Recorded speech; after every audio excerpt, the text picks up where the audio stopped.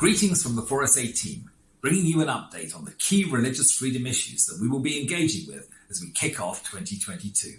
I'm Michael Swain, the Executive Director of Freedom of Religion South Africa. And I'm Daniela Ellebeck, 4SA's Legal Advisor. Now, 4SA remains involved in a number of cases before the courts where we are defending different aspects of religious freedom rights. The Isipantla case involves the right of any private religious school to have policies and internal rules and regulations that express, promote and protect its ethos and the religious beliefs upon which it is founded.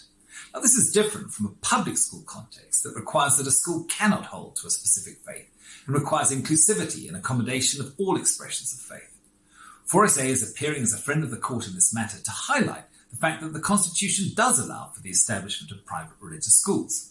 Should the court decide that a private religious school must accommodate a spiritual custom or tradition that goes contrary to its ethos, it would effectively defeat the purpose for which private religious schools are created by a particular faith community.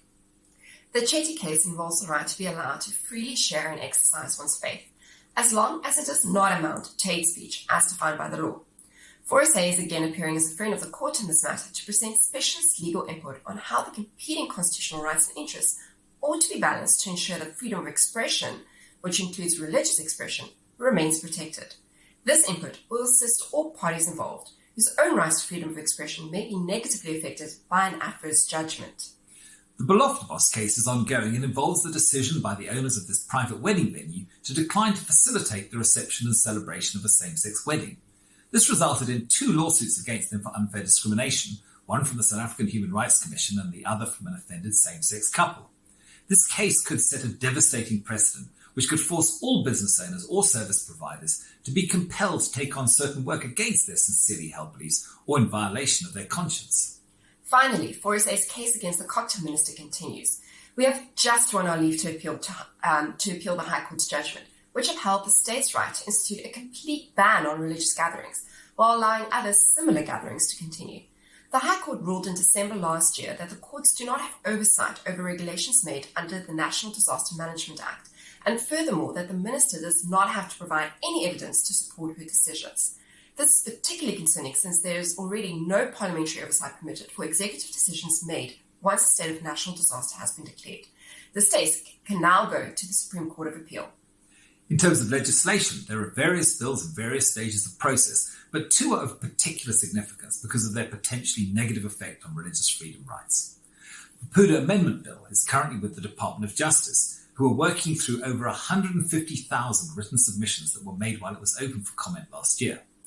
Multiple concerns were expressed regarding this bill in its current form, which 4SA accurately described as the death knell of religious freedom.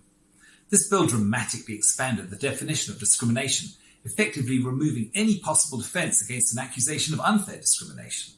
It also significantly extended the scope of legal liability beyond the person who may have actually discriminated and offered state funding to those who wished to bring legal action. It also granted sweeping regulatory powers to various state departments to control and interfere with the operations of religious organisations. A revised version of this bill, which will hopefully address positively the concerns raised, is expected to be published in the first half of 2022. Then the so-called hate speech bill also received over 100,000 written submissions when it was reopened for comment by Parliament last year. This bill contained no changes to its wide definition of hate speech, despite the fact that the Constitutional Court had already significantly narrowed the definition in its judgment in the Kwelane case. Although the bill gives some level of protection to bona fide religious speech made in the context of a religious service by a member of the clergy, it currently does not extend to protect every individual, regardless of the place where they may express their convictions, tenets, or beliefs.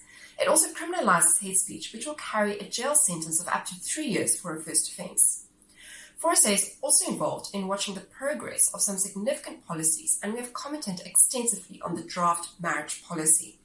We remain concerned that the current protections for religious marriage officers, in other words, your pastors, imams, and so forth, with marriage licenses, who are not obliged to currently solemnize any union which is contrary to their or the organization's tenets of faith and belief, may be omitted from both the policy and from the draft legislation that was also open for comment.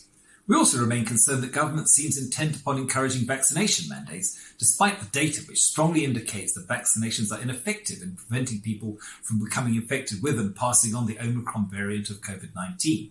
There's also clear data to show that there is now widespread immunity within the South African population from the most serious health consequences of the virus.